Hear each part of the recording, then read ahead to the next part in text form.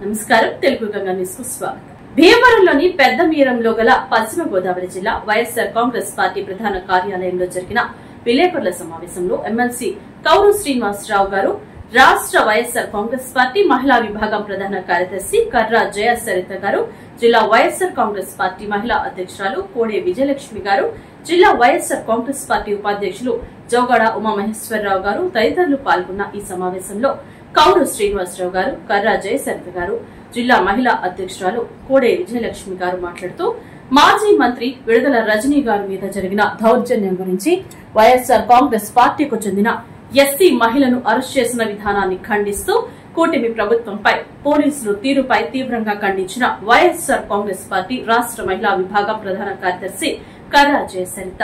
ఈ కార్యక్రమంలో మామిడిశెట్టి చిట్టిబాబు గారు, రామానుజుల చిన్నమధు గారు, వీర మల్లికార్జునుడు గారు, పసుపులేటి కుమారి గారు తదితరులు పాల్గొన్నారు. ముందుగా మీడియా మిత్రులందరికీ, అలాగే ఎలక్ట్రానిక్ మీడియా వారికి, ప్రింట్ మీడియా వారికి, అలాగే ఎమ్మెల్సీ కౌరు శ్రీనివాస్ గారికి, జిల్లా మహిళా అధ్యక్షురాలు కోడి విజయలక్ష్మి గారికి, అలాగే ఇక్కడికి ఇచ్చేసిన వైఎస్ఆర్సీపీ కుటుంబ సభ్యులందరికీ నా హృదయపూర్వక ధన్యవాదాలు తెలియజేసుకుంటా ఉన్నాను. ఈరోజు రాష్ట్రంలో జరుగుతున్న పరిస్థితులే కనుక మనం గమనిస్తే ఎక్కడ చూసినా సరే మహిళల మీద అఘాయిత్యాలు, అరాచకాలు, దౌర్జన్యాలు, దోపిడీలు, దౌర్భాగ్య మాటలు, వ్యాఖ్యానాలు, డిగ్రేడ్ మాటలు వినిపిస్తూనే ఉన్నాయి. మరి వీటి మీద పోలీసు వాళ్ళు చర్యలు తీసుకోకుండా మహిళలపైన కక్ష సాధింపు చర్యలు చేస్తూ ఉండడం ఎంతవరకు కరెక్ట్ అని ప్రశ్నిస్తా ఉన్నారు. ఈరోజు కూటమి ప్రభుత్వం ఏం చెప్పింది? మహిళలంటే ఆకాశంలో సగం, అన్నింటా సగం అని చెప్పి కనీసం సంక్షేమ విషయంలో సగమైన అవకాశాలు కల్పించిందా అని ఈ కూటమి ప్రభుత్వాన్ని ప్రశ్నిస్తా ఉన్నాను. అవకాశాల్లో మాత్రం అరెస్టులు చేయండి అని చాలా అవకాశాలు కల్పిస్తా ఉంది కూటమి ప్రభుత్వం. అంటే ఈ రోజు కనుక మనం మహిళల పైన ఏ విధంగా దౌర్జన్యాలు జరుగుతున్నాయనేది మనం గమనిస్తే కనుక మరి గుంటూరు జిల్లాకు చెందిన ఎస్సీ మహిళ కల్పన అనే ఆమె మీద సోషల్ మీడియాలో పోస్టులు పెట్టినందుకు ఆమెను అరెస్ట్ చేయడానికి తెల్లవారుజాము 3:30కు వచ్చి పోలీసులు ఆమె నైటీతో ఉన్నాను, నేను చీర కట్టుకుని వస్తానని చెప్పినా కూడా ఆమెని వదలకుండా నైటీతోనే లాక్కెళ్లే పరిస్థితి. అంటే ఎంత దౌర్భాగ్య పరిస్థితి దారితీస్తా ఉంది ఈ పోలీస్ వ్యవస్థ అన్న ప్రశ్నిస్తా ఉన్నాను. ఎవరైనా ఒక మహిళను అరెస్ట్ చేయాలంటే అక్కడ లేడీ పోలీస్ ఆఫీసర్ వచ్చి అరెస్ట్ చేయాలి.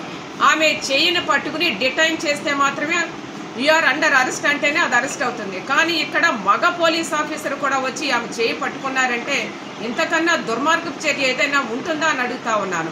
ఎందుకంటే ఎవరినైనా ఒక మహిళను అరెస్ట్ చేయాలంటే సూర్యోదయం తర్వాత అలాగే సూర్యాస్తమయం ముందు మాత్రమే అరెస్ట్ చేయాలి. కానీ వీళ్ళు తెల్లవారుజామున 3:30కు వచ్చి మహిళను అరెస్ట్ చేసి రికార్డులో మాత్రం 6:30కు అరెస్ట్ చేసామని చెప్పడం ఎంత దుర్మార్గమైన చర్య అని ఈ సందర్భంగా తెలియచేసుకుంటా ఉన్నాను.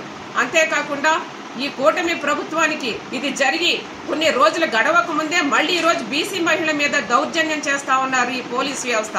ఎందుకంటే ఆమె నాదెండ్ల మండలంలోని మానుకొండ గ్రామానికి వెళ్లి ఒక కుటుంబాన్ని పరామర్శించి వస్తా ఉండగా వాళ్ళ పిఏ శ్రీకాంత్ రెడ్డి కారులో ఉన్నారని చెప్పి ఆమె కారును ఆఫ్ చేసేస్తే ఆమె దిగు వచ్చి ఎందుకు అరెస్ట్ చేస్తున్నారు, ఏంటి సిఐ గారని మర్యాదగా మాట్లాడితే ఆమెని చేయి పట్టుకుని లాగేసి గెంటేశారంటే ఎంత దౌర్భాగ్య స్థితికి ఈ పోలీస్ వ్యవస్థ దిగజారిపోయిందని కూడా నేను ప్రశ్నిస్తా ఉన్నాను.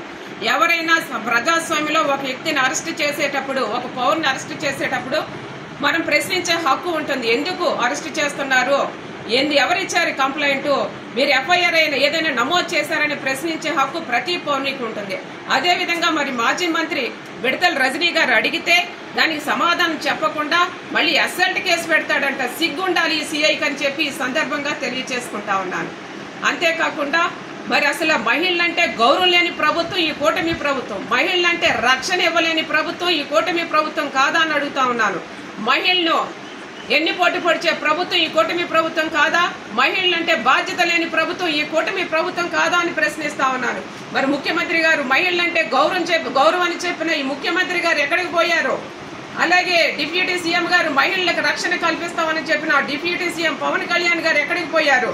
అలాగే మహిళల మీద చెయ్యి వేస్తే ఊరుకోమని చెప్పిన హోమ్ మినిస్టర్ గారు ఎక్కడికి పోయారని అడుగుతా ఉన్నాను. అంటే ఒక పక్కన యుద్ధం జరుగుతూ ఉంటే దాని గురించి ఆలోచన మానేసి రాష్ట్రంలో మరి ముఖ్యమంత్రి గారు సమీక్ష నిర్వహించవలసిన అవసరం లేదా? అక్కడ వీర జవాన్లు చనిపోతా ఉన్నారు, మన రాష్ట్ర పరిస్థితి ఏంటి అని చెప్పి ఆయన కూడా రివ్యూ మీటింగ్ చేయవలసిన అవసరం లేదా? అవన్నీ ప్రణాళికలని మీరు పక్కన పెట్టేసి ఈ రోజు ఎవరైతే మహిళల మీద కక్ష సాధింపు చర్యలు చేస్తా ఉన్నారు, అంతేకాకుండా మరి జగన్మోహన్ రెడ్డి గారు చుట్టూ ఉన్న వాళ్ళ మీద లిక్కర్ కేసులో వాళ్ళ మీద కేసు పెట్టడం, వాళ్ళు అందులో ప్రమేయం లేనప్పటికీ కూడా చుట్టూ ఉన్న జగన్ గారు చుట్టూ ఉన్న వాళ్ళందరి మీద కేసులు పెట్టి ఏ విధంగా కక్ష సాధింపు చర్యలు చేస్తా ఉందో మనందరం చూస్తా ఉన్నాం. ప్రజలందరూ కూడా దీని మీద తీవ్రంగా ఖండించాల్సిన అవసరం ఉంది.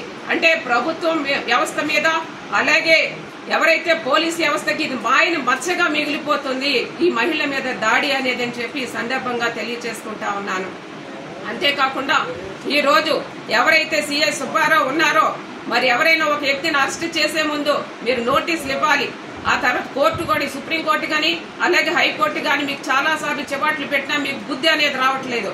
ముందు ఒక వ్యక్తిని అరెస్ట్ చేయాలంటే మీరు నోటీసులు ఇవ్వాలి, అలాగే ఎఫ్ఐఆర్ నమోదు చేశారో లేదో చెప్పాలి, ఎందుకు అరెస్ట్ చేస్తున్నారో చెప్పాలి, ఎవరి కంప్లైంట్ ఇచ్చారో చెప్పాలి.